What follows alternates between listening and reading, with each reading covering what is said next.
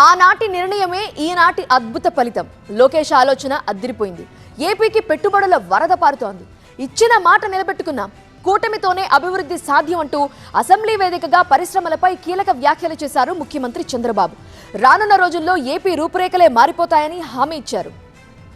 CM చంద్రబాబులో పుత్రోత్సాహం కనిపించింది. ఏపీకి పరిశ్రమలు పెట్టుబడుల అంశంపై అసెంబ్లీలో చర్చ జరగగా ఐటీ కంపెనీలకు 99 పైసల నామమాత్రపు ధర నిర్ణయించి భూములను ఇవ్వడం ఓ డేరింగ్ డెసిషన్ అన్నారు. తాను కాస్త వెనకడుగు వేసిన లోకేష్ చాలా కాన్ఫిడెంట్ గా ముందుకు వెళ్లడంతోనే ఇవాళ ఏపీకి ఎన్నో కంపెనీలు వచ్చాయన్నారు. విశాఖపట్నంలో 99 పైసలు లేకుంటే రూపాయికి ల్యాండ్ ఇవ్వాలి ఎకరానికి కోరినప్పుడు నేను కూడా 2 నిమిషాలు ఆలోచించాను.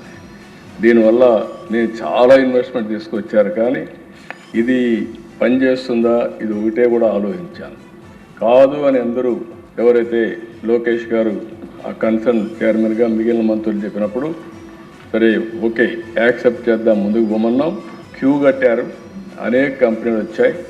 20 నెలల్లో ఇన్ని కంపెనీలు విశాఖపట్నానికి రావడం ఒక చరిత్ర. 25.6% పెట్టుబడులు ఒక్క రాష్ట్రానికి వచ్చాయంటే అది రాష్ట్రం యొక్క సత్తా అని మరొకసారి మీ ద్వారా ప్రజలందరికీ విజ్ఞప్తి చేస్తున్నాను. ఏపీలో ఎన్డీఏ అధికారంలో ఉన్నంతకాలం పెట్టుబడులు క్యూ కడుతూనే ఉంటాయన్నారు చంద్రబాబు. 3 పార్టీల ఐకమత్యంతో రాష్ట్రాన్ని పునర్నిర్మిస్తున్నామన్నారు. టాటా, టీసీఎస్ వచ్చాక అనేక కంపెనీలు ఏపీకి క్యూ కట్టాయని తెలిపారు. రిలయన్స్ 65,000 కోట్ల పెట్టుబడులు పెడుతోందన్నారు చంద్రబాబు. ఈరోజు ఇక్కడుండే ఎన్డీఏ మెంబర్స్ అందరినీ మీరు చూస్తున్నారు. మేము అందరం కూడా ఒకే ఆలోచన.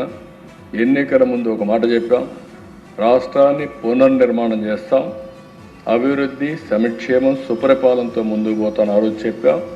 ఈ 20 నెలల్లో చెప్పిన మాట కోసం ఇటు నేను కానీ, అటు పవన్ కళ్యాణ్ గారు కానీ, అటు బీజేపీ కానీ ఒకే మాట మీద ముందుకు పోతున్నాను మరొకసారి తెలియజేస్తున్నా.